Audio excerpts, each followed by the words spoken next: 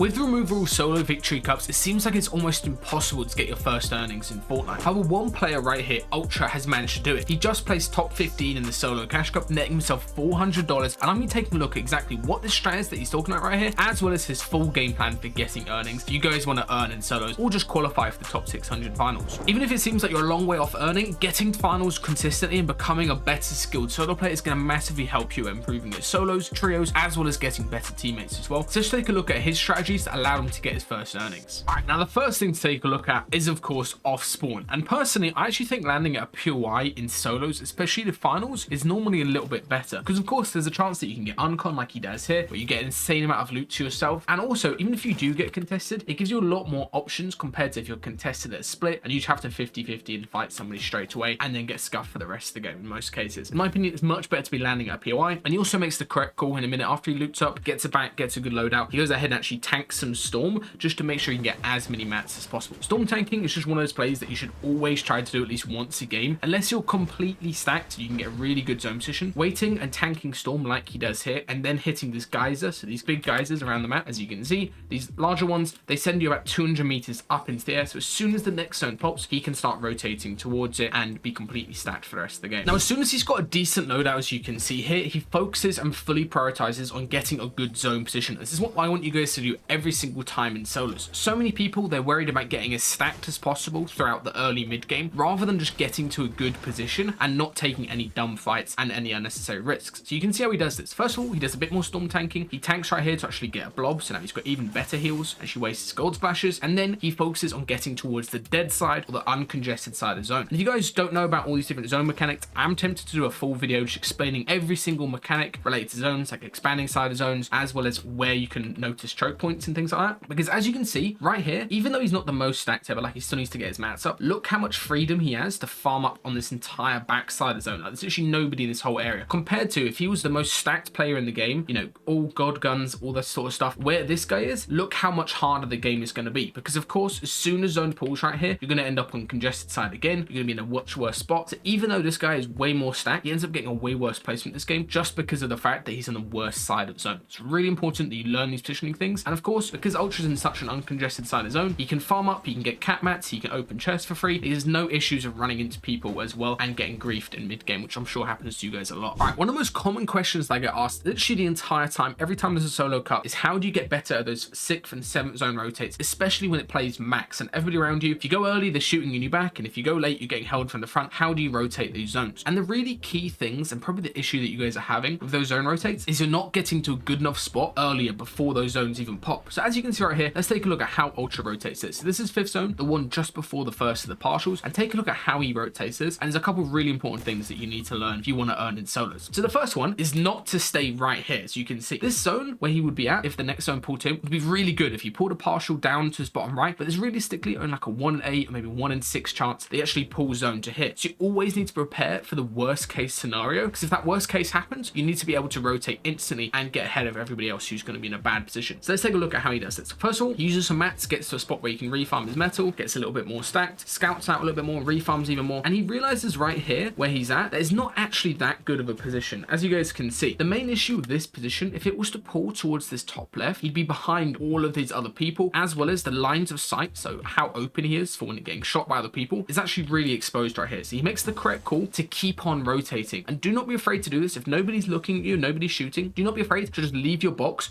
and get deeper into the current zone to prepare for the next zone afterwards. So as you can see, gets into this nice position, and it might not look like the best position ever, but you can see nobody can spot him, nobody can get line of sight on him from where he's at, and this allows him, if zone was to pull towards this west hand side, it allows him to insta rotate, and then right here zone actually plays back. So if he was staying in this position or was staying in this position, he'd actually be pulling the zone, but as you can see, the issue with that is you'd be on edge once again, so you wouldn't have a good position for the next zone. Always remember to play Fortnite one zone ahead of everybody else, and you can see him do the exact same thing right here. He starts insta rotating, he blocks his angles as he comes in, so he's not afraid to use a little bit of wood, and then when he actually gets beamed right here, he keeps on going for a second, and he gets as far and as deep into zone as possible. So as you can see, there's a nice little 2x1, makes it sure nobody can W key him, and now look how much better his position is compared to all these people who are going to be stuck on the edge of zone, and he's managed to avoid all those players. So many people, when they play Fortnite sort of one zone at a time, they just put themselves in a good spot for now, but if zone plays max, which it probably will next zone, they're going to be in a really difficult situation situation, and that's how you end up getting griefed and not getting earnings. Now, the next really important thing, if you want to play at Fortnite one zone ahead of everybody else, is to use the dead side of zone to give yourself more freedom. So similar to earlier where he was going a little bit deeper just to be in a better position to rotate, now you can see him doing the exact same thing to get towards the dead side of zone, which is of course where zone is going to be half out right here. It's going to expand, and he's going to get into that expanding side and get into that really good position where there's basically nobody, and he can also refarm his mats completely for free. So now you can see the benefit of this. There's literally only one person on this entire other side of zone. He can refarm his mats kind of freely.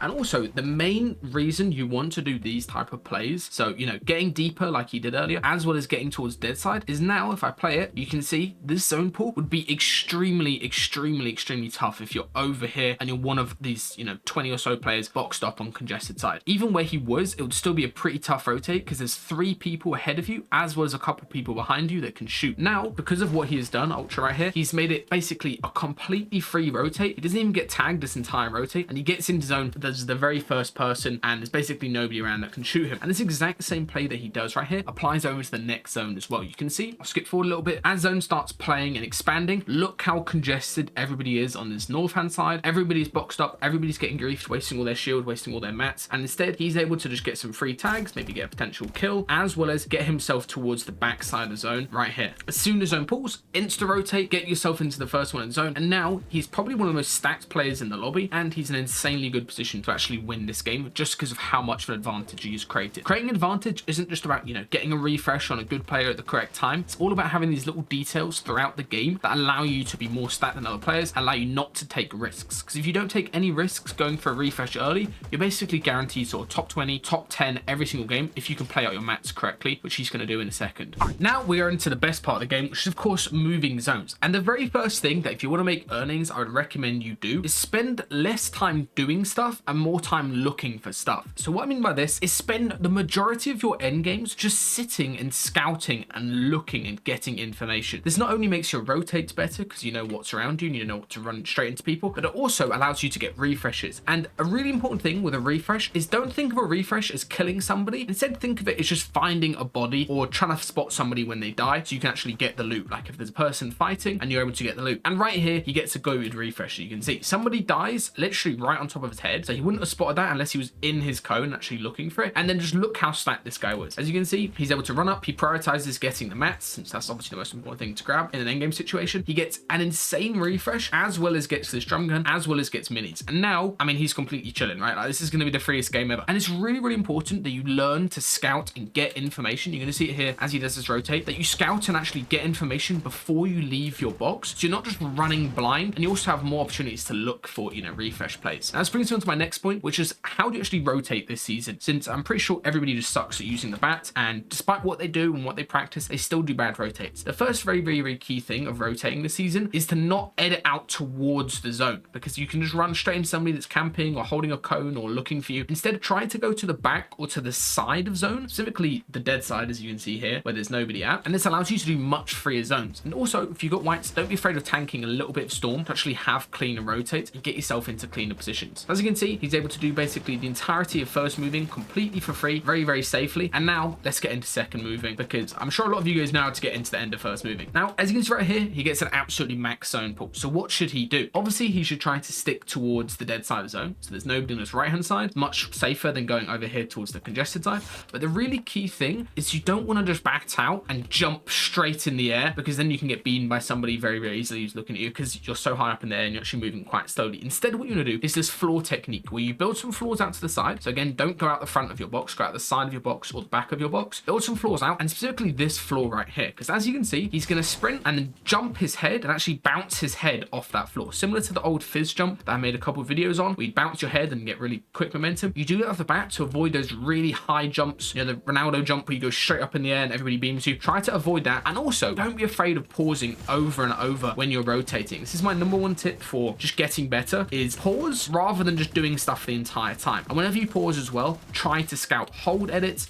look where you're going, make sure you're not running straight into people. And as you can see right here, he makes the correct call, is just to leave this other player, go in, and then just pause over and over. It's so important that you take pauses so you don't run into people, you don't get pumped in the back. Because right here, Nala jumps into his box, he's able to get a nice little kill, and then he's able to continue moving throughout this endgame just by doing these little pauses over and over and not greeding, trying to rotate the whole zone in one go. Now, at this point in time, he makes a really good call just before a third moving. He knows if he was to edit straight out right here and start tarping, there's a chance somebody could spray him, maybe even somebody above can look at him. So he decides to start playing his chug early to wait for the zone pull. This is a really good play, regardless if you've got whites or anything like that. Always try to play your heals just as zone is swapping. So you know if it plays far, you can now go around the side. But lucky enough for him, actually pulls straight back. And this is when he makes a really good call, is to focus on getting a refresh before he runs out of mats. So many people, they wait for going for a refresh way too long. And also when they do go for a refresh, they're focused on fighting like 5 people at once and trying to kill everybody in the lobby. Instead, isolate one skin and track them. So you can see, beam this guy a little bit. He knows what skin he's wearing. He knows where he's been to. Focus on killing that one player and make sure you do it before you run out of mats. As you can see, he sets up a wall place. This guy's got no mats left, so he's able to win this angel right there. And the really, really key thing, and the reason I recommend going for a refresh before you run out of mats, is because you have to have a safety box, like a hard mat box that you can retreat to. As soon as you get the kill, you now have an extra box worth of safety. Because of course, if you get a kill and somebody hears that you get cracked, they're just going to come and fight you straight away. So you need to avoid that. Now, as we come into final moving, in my opinion, this part of the game is all about playing really slow and trying to catch somebody out for making a mistake. So many people, they rush to get a refresh during final moving and rush to fight somebody. But if you can just play a little bit slow, maintain the most useful resource that you have, which is your HP, let other people fight and get cracked, that's going to be so beneficial for you. And it's normally going to allow you to get top 5s. As you can see right here, Ultra starts fighting this other player and he knows that there's 2 people down on low ground with him and they're likely to fight. Don't feel the need to rush into fighting these players. Instead, get to a better position. So right here, there's a nice little play, gets inside a cone and scouts high, and he spots the other player that just fought on backside. And the really, really key thing to remember, whenever somebody fights for a refresh in Fortnite, is normally they're going to be 100 white. Especially now, since you get the siphon, they're going to be back up to 100 and they won't have had time to pop minis or anything like that when they're on the backside of zone. So Ultra immediately aggresses his other player, pressures him with a drum gun, and then there's a very, very nice play to cut this guy off on the front side of Storm. So you can see this guy's trying to heal up in splashes. He cuts the guy off from front side. Now he has a massive advantage because he can just hold his crosshair. Other player has to come towards him, doesn't have time to heal up, so he gets very free cool right here. And this is when he makes the best play of this game so far, in my opinion, is he grabs the mats very, very crucially, but he misses the wooden brick, as you can see. And he makes the really, really good call to double back for these extra materials. So now he actually has a fighting chance versus Strats, who's up on high ground. And the really, really key reason why it's so much harder to earn in solos is because you're in a much tougher lobby now versus really good pro players like those like Strats and Sphinx in this game. Makes it very, very tough to earn. So you need to be playing absolutely perfectly. So Ultra does the correct play right there, grabs all of the mats, fights this other player as they come in Storm and gets the siphon. And now he's left into 1v1 versus Threats. And somehow he manages to out-aim Threats, who's like the best aimer in NA. Take a look at what he does. He realizes he has to go for a play. So he doesn't just walk into Storm, doesn't start tanking Storm. He does the bat jump up and lines up a perfect mats. Threats over peaks, and he's able to hit a 1 pump onto him and take him out and get his first earnings. If you guys want to improve at solos, go check out the Solos Masterclass $1 Million